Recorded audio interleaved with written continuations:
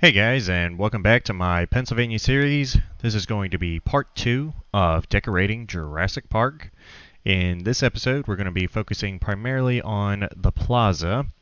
But before we get into that, I want to take a step back for just a second. If you saw the last episode, you may have seen this rock wall just randomly appear towards the end of the episode. It's kind of a similar thing like what I said at the beginning of the last episode, with the rock wall on the enclosures. I've already done episodes on this kind of stuff, so I didn't really feel like it was necessary to include it in the footage. And this rock work takes a really long time, so if I included all of that, last episode would have been like 2 hours long. So if you are interested in seeing how I do this, make sure to check out one of the previous episodes. I think it was episode 2 where I showed the rock work for this lagoon. And I think it's episode 22 where I did the rock work for the enclosure.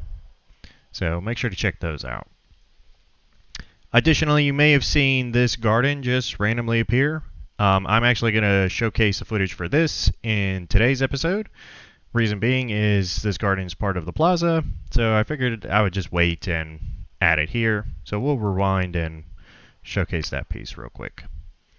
As far as what is new, the first thing I want to work on is this little corner over here.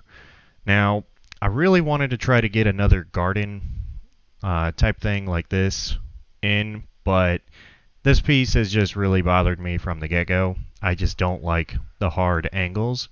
So I think I'm just going to delete it and then put down like a nice little fountain or something.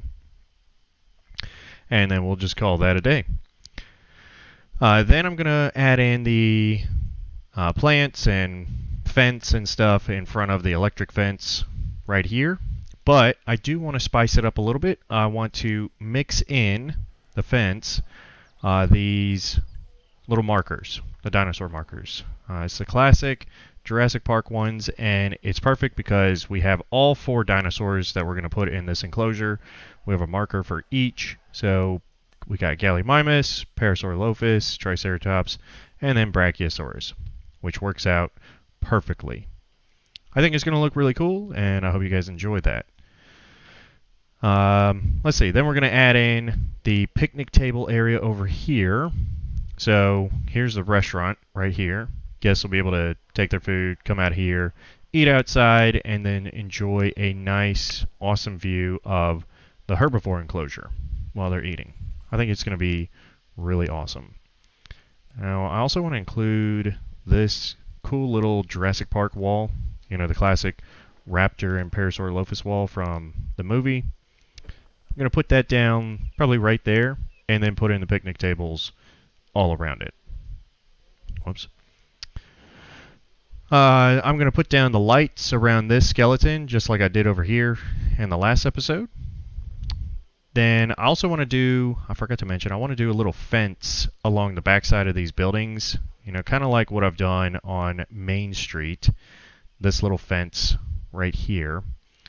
I like doing that because it's a good way to block off, or at least, semi-block off the backside of the building, which is not as pretty looking.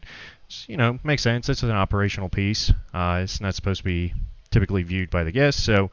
But since this building is, straight in the middle of the plaza, we're going to go ahead and fence it off and make it look a little nicer. And I think I'm going to spice it up as well. I'm going to add in some trees in the mix. So probably these trees. I'll just take out a few of the fence pieces after I've gotten done putting them all down, and then just put in a few trees and make it look even better. Let's see. I think we'll finish the episode off by adding in decorations around here. Lots of trees and more planters and stuff. And then maybe I'll go ahead and include the decorating piece in front of the amphitheater here. I don't know. We'll see. If it's not in this one, maybe I'll just include that in the next episode where I start decorating the enclosures. But we'll see how long this episode gets, and then if it's not in this one, you'll see it in the next one. Anyway, with all that said, I hope you guys enjoy, and I will catch you in the next one. Thanks.